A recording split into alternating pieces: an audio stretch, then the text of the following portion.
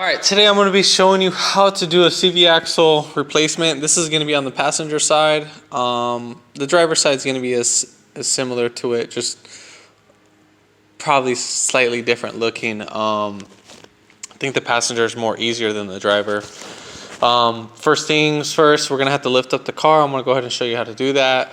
But before we do that, we're going to go ahead and start this video after the intro. But before we do that, make sure you give it a thumbs up, comment down below if you have any questions, and hit that subscribe button for more upcoming videos in the future. And thanks for watching.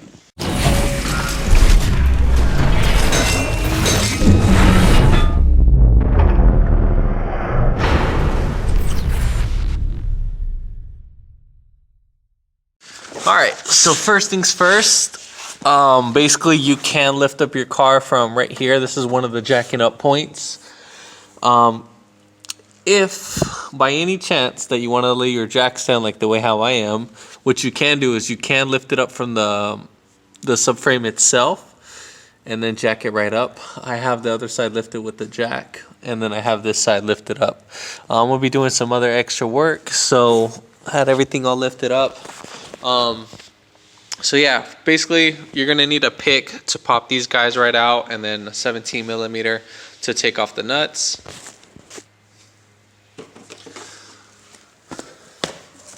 So you're gonna get the pick, make sure it's a little curved one. So we're gonna put it in the hole and then just pull right back.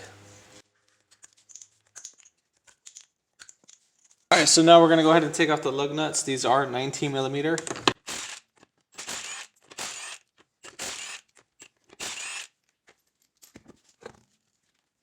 So now we're going to go ahead and take off the CV axle nut. It's a 27 millimeter, but I'm using a 1 inch and 1/16 of an inch. Alright, so now we're going to go right here where the lower ball joint is, and we're going to pop off these. These are going to be a 14 mil triple square. So there's one right there, and then there's another bolt. So there's only two in total. So right here, that's the bigger one. So you can get this at your local auto parts store. I got these ones from AutoZone. But again, if you just wanted to get one specific one, there's the part number. So again, it's a 14 and then 70070. Again, you can get this at your auto parts store.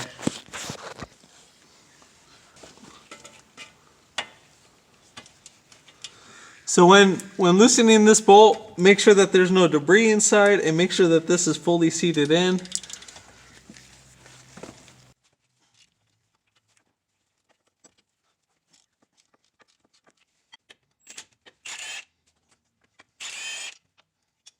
Alright, so we're going to go ahead and stick our pry bar in between the ball joint and the spindle itself. So we're just going to push right there. We just want to break these two apart. Then once we get those two apart, then the rest is kind of history. Then we can just pull back this guy, and then from one end, we'll go ahead and push out the CV axle. We're able to do that now, but before we do that, just notice we got to take off the shock. So yeah, we'll do that first. And then for the shock, that's going to be a 21 millimeter. And there's another nut on the other side. So there's a nut right there. This one, we're going to go ahead and hold this while we're loosening up the bolt from the other side. Now we're going to go ahead and just tap this guy right out. And then at the same time, we're going to put this right here. So we're basically just going to help us pull this nut out. So while we're loosening it or spinning the bolt, we're basically just going to have this end right here just pull back. Alright, so we don't need to take it off all the way, just a good amount.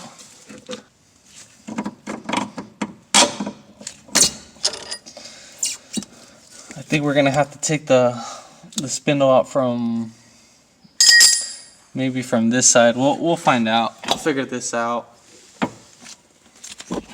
And then for the CV axle, we're going to be using the 14 millimeter triple square again. So the same thing that we use for the ball joints. To keep the CV axle from moving, we're just going to be putting a flathead screwdriver in between the rotor fin. So right here on the caliper, and that'll prevent the CV axle from spinning.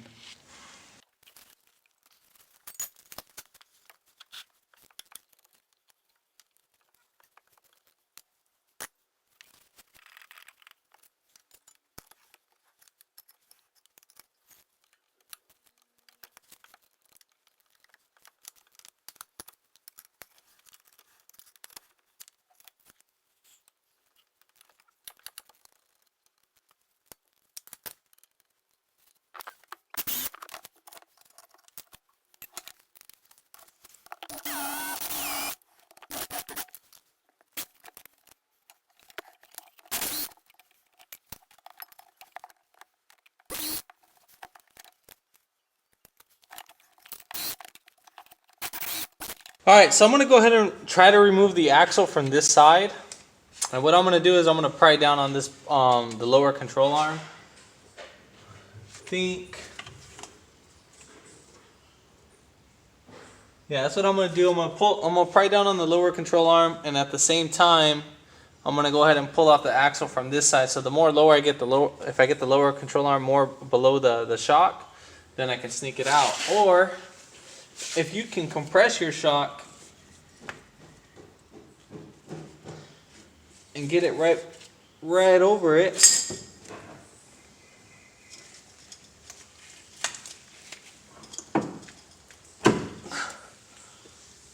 so yeah, we can be able to sneak it out like that way too. So that'll require a little strength on that. So again, we'll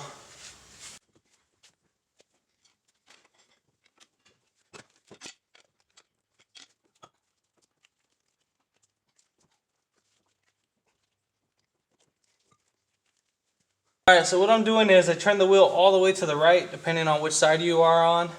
And I think I should be able to sneak out the axle just like this. And we're just going to pull it right back. And then should be able to pull it.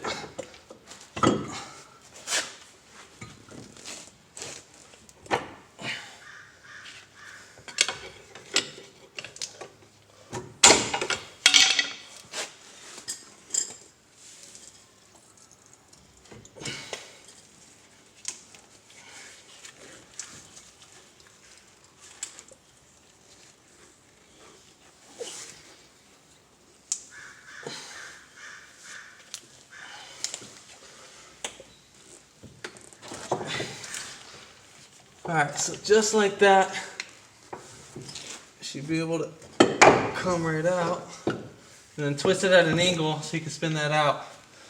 Now I'm not going to lie, if you have a second hand, this would help out a lot. So what I'm doing right here, I have the wheel spin all the way to the right, and I'm pulling this guy and then until I got the CV axle right here. And then I went ahead and lift this up, obviously, as you saw that, and then we're able to sneak out the axle. All right, so here's the CV axle. This is a remanufactured. I just noticed it right now. Now, good luck on finding the CV axle. This is a pain in the butt CV axle, and if you do find one, it's going to be really, really expensive, like really expensive. So I found this CV axle. I spent about close to 450 bucks. But I can help you out with the part number right there. You're going to type in that 7D0407-271, A as in alpha. I don't think you need to do GKN. Let me double check. So let me see. So yeah, so that's the part number right there. So again, that's a company that makes it. I believe it's a GKN. So just in case, original GKN parts, but it's remanufactured. I didn't get charged the core price. I was checking online for this, but the thing that kind of irritated me was not to buy it online.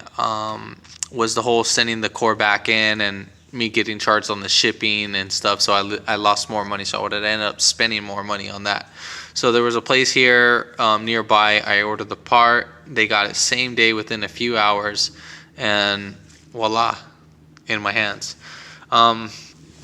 Again, if you guys have a better resource of finding this axle, if you guys can do the research, that would be great for other people. What else? Let me see. That's pretty much it at this moment. So we're gonna go ahead and restart the installation, and yeah. So we're gonna go ahead and slide in this bad boy. Make sure that your shock is spin this way. Now, we can do one of two things. I'm gonna go ahead and lower bend down the lower control arm right there. So those are my pry points. Pry bore is pretty long. I think it's like a 36 or 42 inch, one of those two. So at the same time, I'm gonna lower that. I'm gonna kind of sit on it. Hopefully I don't fall. And then I'm gonna slide in the axle in between there because it'll make it a little bit more easier in that part.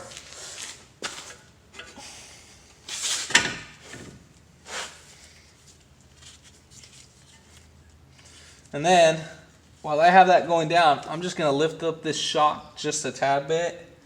Just enough. Again, so I can slide in this axle with ease. So we just...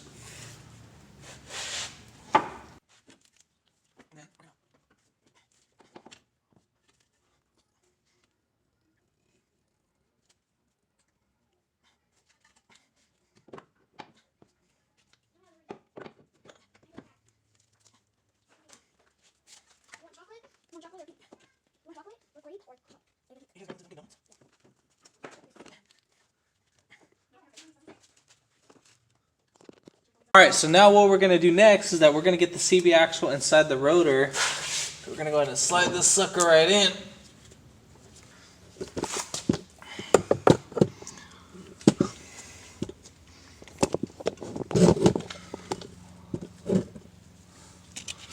Alright, so we got this guy slided in.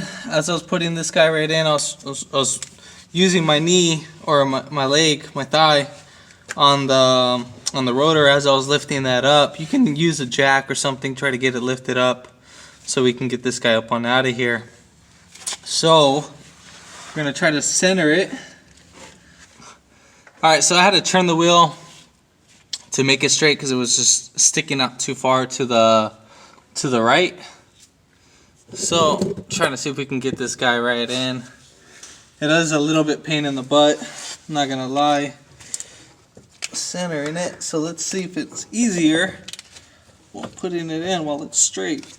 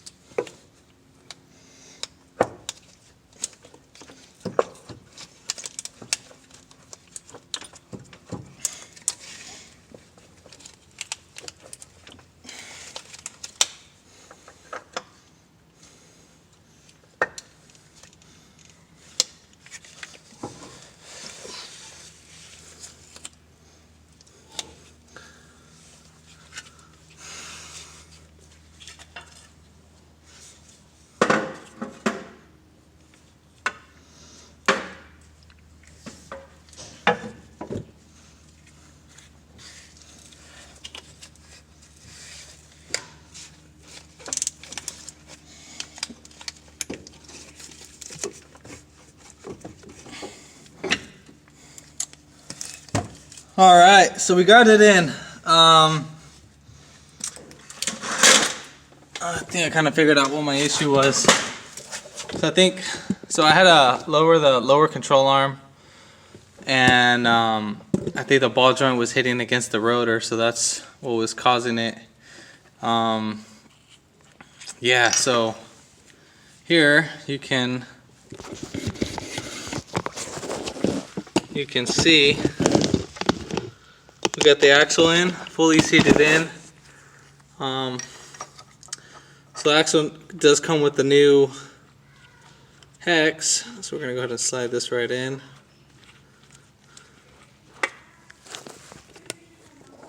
Alright, so now we're going to go ahead and tighten this bolt. This one came with a 17 millimeter hex, so the one that we're going to be using is a 17 millimeter. So at the same time, we're going to go ahead and be installing the bolts, and at that same time, we're going to be spinning the rotor depending on which way how we want it. So make sure that you guys got this fully seated in.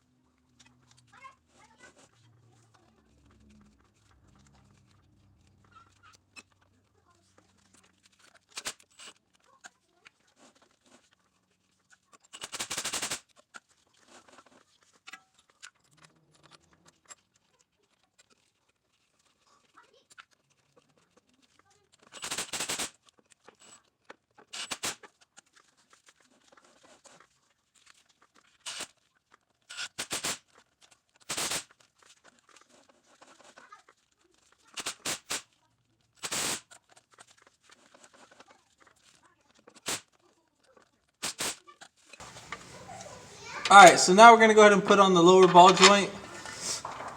So we're going to go ahead and try to pull this back right over here. We need to bend this back into place. So with doing so, just grabbing whatever's nearby.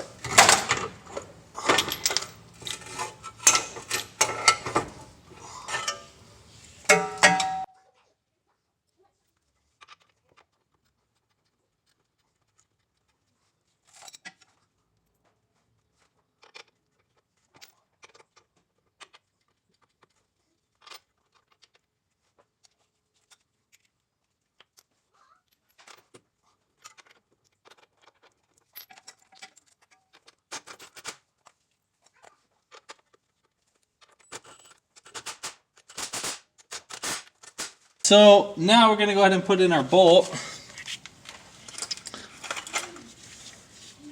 This will probably be one of the most difficult parts, is aligning this.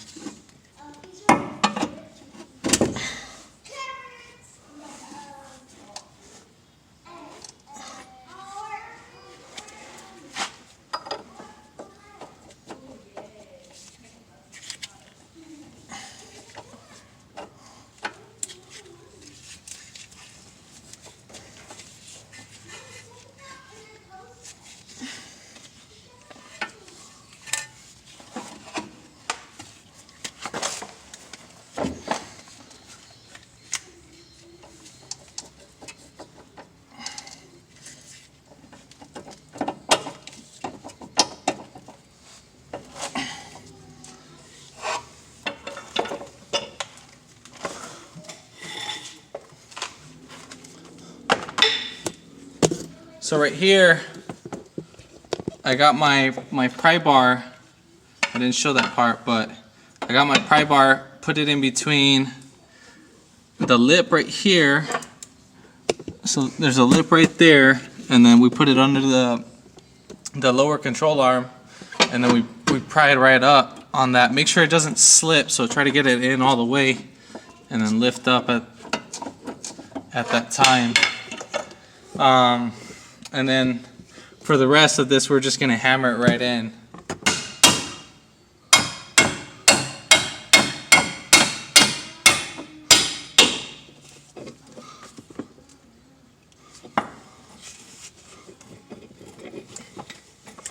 So we're going to put the pry bar back in, because now we need to get the bolt in there. So you got to hold it. Make sure you kind of get a little lip in there, and then we'll tap.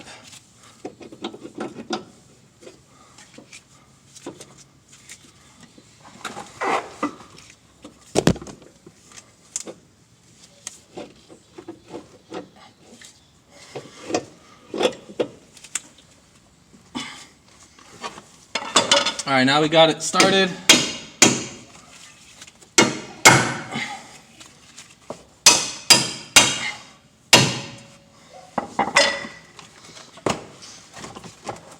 Alright, let's go ahead and hook this guy right up.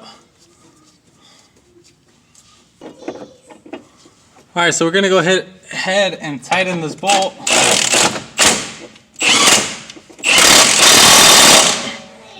All said and done.